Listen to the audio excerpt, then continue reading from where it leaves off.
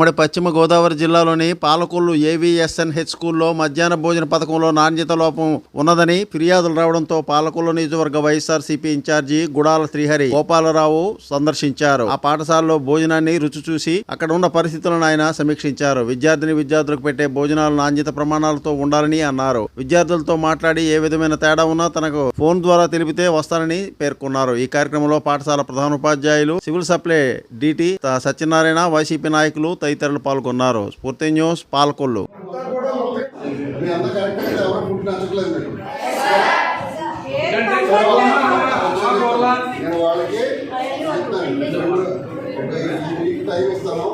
వాళ్ళందరికీ సరిగ్గా రెక్టిఫై చేయగలుగుతారు. చేయకపోతే నెక్స్ట్ వీక్ వాళ్ళు ఒక 5 నిమిషాలు చేస్తున్నారు. మీరు అలా చేస్తే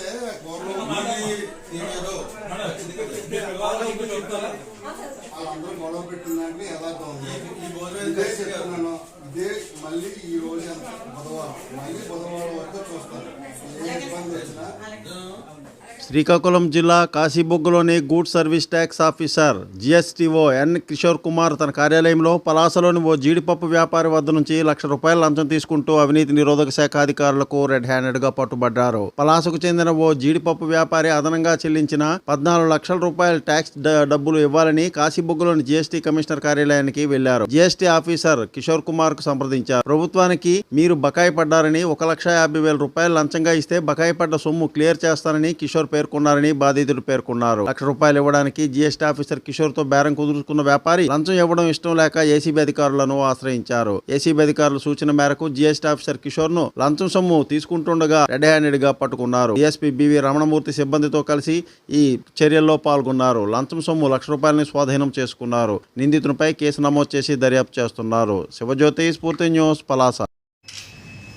పలాస కాశీబుగ్గ ప్రాంతానికి చెందిన ఒక క్యాషూ ట్రేడర్, అతనికి ఎంచమేమో అతను ఇన్పుట్ ట్యాక్స్ క్రెడిట్ అంటే అతను ఎక్సెస్ గవర్నమెంట్కి పే చేశాడు, నాకు అమౌంట్ గవర్నమెంట్ నుంచి రావాల్సి ఉంటుందని చెప్పి ఆయన ఆఫీస్కి అప్రోచ్ అవ్వడం జరిగింది.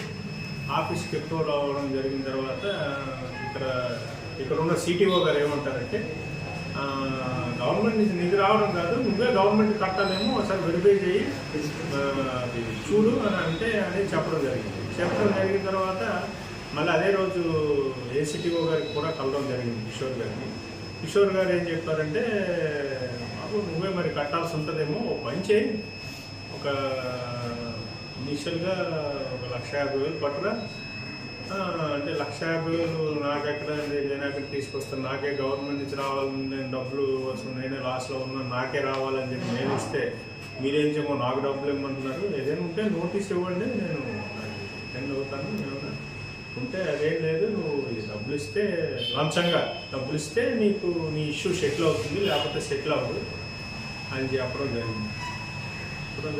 లంచం యాక్చువల్గా ఇతనికే రావాల్సి ఉంటే డబ్బులు, పైగా లంచం ఇచ్చి పని చేయించుకోవడం ఇష్టం లేనటువంటి సదరు వ్యాపారేమో మాకు ఏసీబీకి ఫిర్యాదు ఇవ్వడం జరిగిన తర్వాత మేము ఎంక్వైరీ చేసాము. ఎంక్వైరీ చేసిన తర్వాత మా ఎంక్వైరీలో నిజానిజాలను మేము పరిశీలించి ఈరోజు లంచం డబ్బులు ₹1,00,000 సదరు ఏసీటీఓ కిషోర్ గారికి ఇస్తుండగా మేము రెడ్ హ్యాండెడ్గా ఆయన పట్టుకోవడం జరిగింది.